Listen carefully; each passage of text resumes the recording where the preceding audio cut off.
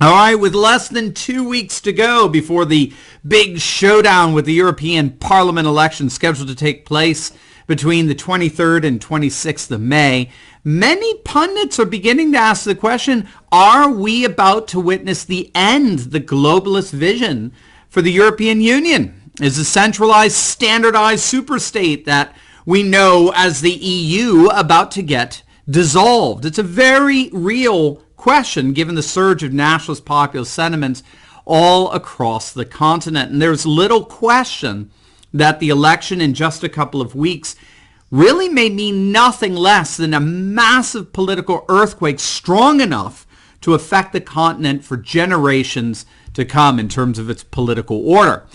Well, here's what we have to understand what's at stake here. Since the 19th century, the continent of Europe has gone through a series of massive upheavals where individual sovereign nation states have been constantly interrupted and overshadowed by imperial projects, okay? And of course, globalists will tell you that the two world wars fought during the 20th century were fought because of nationalism and national sentiments. But that is only because globalism is but the latest imperial project to overshadow the continent, right?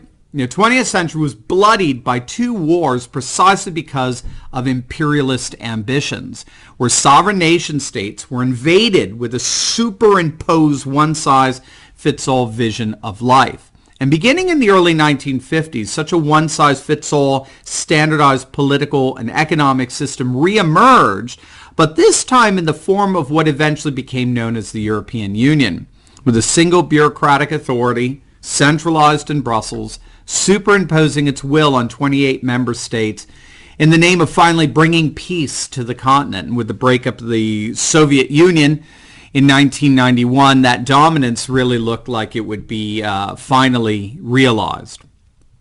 But something happened here. Something very profound happened.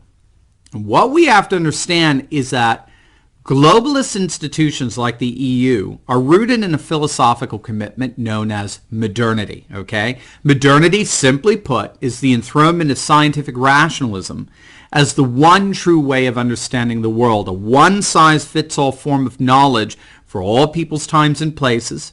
And this one-size-fits-all form of knowledge, the scientific rationalism, was once believed to be the rational basis for the emergence of a new world based on common rational systems, common political and economic systems that would replace the old religious traditionalist world with a new technocratic world that would supposedly usher in an era of peace and harmony. What scholars have noticed is that since the late 1970s, global populations have come not to believe in this anymore. They don't believe in the modernist vision of life that enshrines scientific rationalism as the one true way of understanding the totality of the world. Instead, Western cultures in particular become what we call postmodern, and that they've increasingly rejected modernity in favor of a plurality of cultural ways of knowing and being in the world. Westerners are increasingly inclined to embracing the idea of pluralism, where there are many different but valid conceptions of how to envision the world and its variant meanings and missions and the like. And so, if this is the case, if modernity has waned in the hearts and minds of most Westerners, it doesn't take a genius to figure out that we're currently experiencing a radically incoherent world order. For even although modernity has died in the hearts and minds of the vast majority of the Western population, we nevertheless continue to live under and be ruled by globalist political and economic systems that are the fruits of modernity.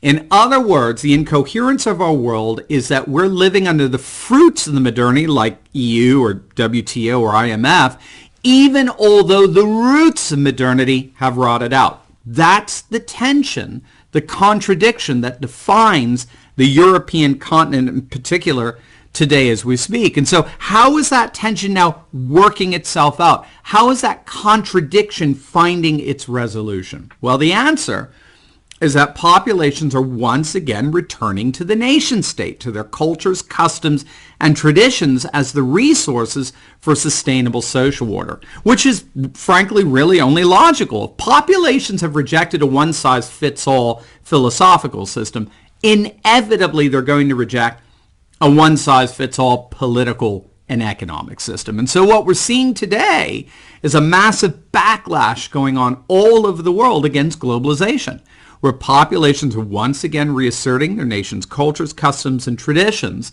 as mechanisms of resistance against the anti-cultural processes of globalization and its secular aristocracy. And that's what we're seeing playing out with the upcoming European Parliament elections. So I think this is key to understanding our world today and why it is that the world political order appears to really be unraveling everywhere we look. The world today is characterized by a massive contradiction. Even though the vast majority of Western and global populations have rejected modernity as a one-size-fits-all way of knowing the world, the institutions and world systems based on modernity continue to define the current political and economic order. We continue to live under a system that no longer has any philosophical or ideological justification for the majority of populations under which they're living under. And so there's this massive backlash, a backlash against those modernist systems like the EU or the swamp here in the United States, where populations are once again reasserting their sovereignty in the form of national and cultural identity as the basis for sustainable social order and flourishing human life.